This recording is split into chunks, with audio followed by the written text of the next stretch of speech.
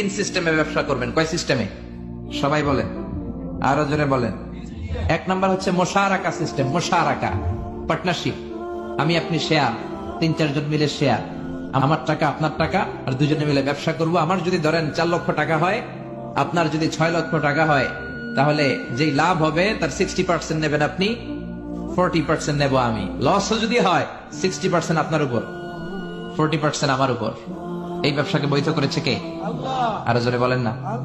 2 নম্বরে হচ্ছে আল মুদারাবা। মুদারাবা অবৈধ। মুদারাবা মানে হচ্ছে আপনার টাকা আমার শ্রম। আল্লাহ আমারে কোনো টাকা দেয় না, আমি মিসকিন, আমি ফকির, আমি দেব শ্রম, আপনি দিবেন টাকা। কত পার্সেন্ট লাভ হলে কে কতটা নিব এটা আমরা ভাগ করে নিব, কিন্তু লস হলে আমার কোনো লস নাই, কারণ আমার শ্রম আপনার টাকা, আমি যে খাটছি এটাই তো আমার লস, ঠিক কিনা? কথা বলেন। আর টাকা যেহেতু আপনার, পুরো লস নেবেন আপনি। এই সিস্টেমও ব্যবসা যায়। 3 নাম্বার হচ্ছে আল মুরাবাহা।